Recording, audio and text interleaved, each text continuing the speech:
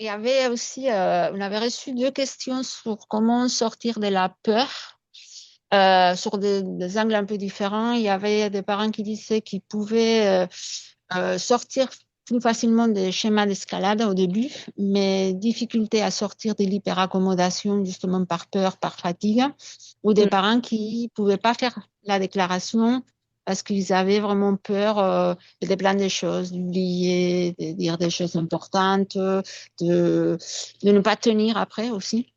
Et peur de la réaction de l'enfant. Donc, cette notion de peur qui est quand même centrale au comportement tyrannique, comment on peut avancer par rapport à cela.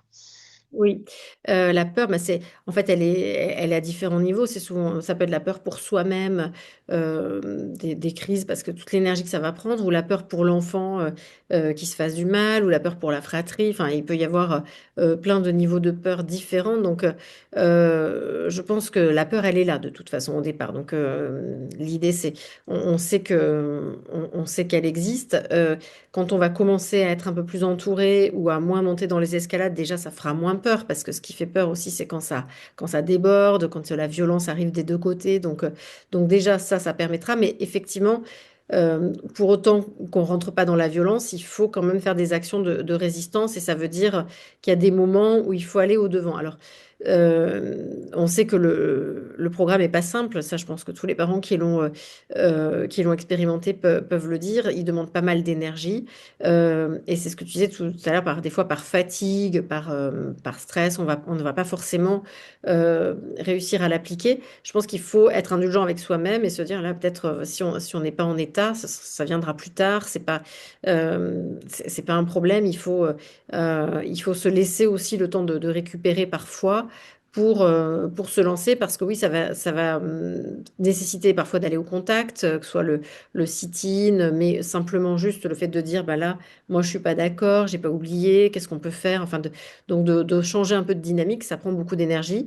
Je pense qu'on y arrive quand on est soutenu. Et alors, soutenu déjà, ça peut être aussi rien que par l'association. C'est déjà énorme, en fait, comme soutien, de savoir qu'on n'est pas seul et que d'autres parents traversent ça, qu'on peut témoigner.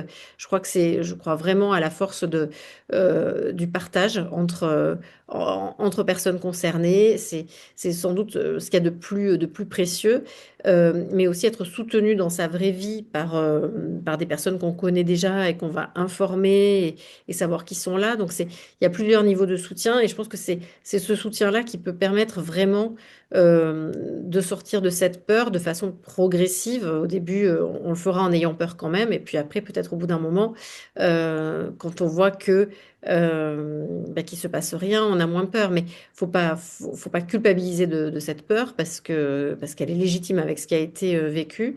Mais par contre, il faut essayer de ne pas être paralysé et de se dire que voilà, puisque c'est vrai qu'il y a des parents qui vont dire, bah nous on a la violence, c'est tellement fréquent, etc., que on peut rien faire. Et c'est vrai, mais il faut trouver parfois le moment pour faire et en essayant de de sortir de là. Alors parfois, il faut commencer par soi-même, en fait, enfin souvent d'ailleurs, mais se dire, je dois d'abord tout faire pour retrouver du temps pour moi, aller mieux, m'éloigner un peu, puis après, je reviendrai un peu plus armée. C'est pareil pour la déclaration, et puis d'ailleurs, il y a des parents qui la font pas, c'est pas vraiment un problème, l'idée, c'est l'ensemble, c'est la démarche. Après, on en informe l'enfant ou on l'informe pas.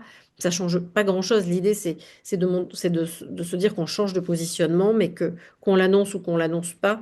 Je dirais pas que c'est ça le plus important. Pour moi, vraiment, de mon expérience, et ben, ça fait quelques années que je le dis, mais je le crois de plus en plus, ce qui va être le tournant, c'est de pouvoir être entouré, en fait, de pas rester seul. Parce que seul, on peut vraiment pas faire grand-chose. Donc, ça peut être l'aide éducative à domicile, l'association, parce que c'est très important, puis aussi d'autres personnes autour de soi, de pouvoir en parler, de pouvoir des fois être relayé ou être juste soutenu, compris. Ça, je crois que c'est le cœur du truc. Et tous les parents qui arrivent à franchir ça, souvent voient quand même il peut y avoir des problèmes qui persistent, comme pour tout le monde, mais la violence, en tout cas, elle a tendance vraiment à chuter sous le regard des autres. Et quand le parent est plus fort, eh ben, il est moins attaqué, en fait. Donc, je crois que ça, c'est peut-être le point important. Du coup, je crois que je pourrais finir là-dessus, je pense,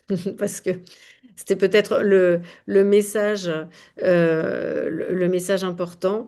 Euh, mais voilà, je pense qu'on a pu répondre à un certain nombre de questions.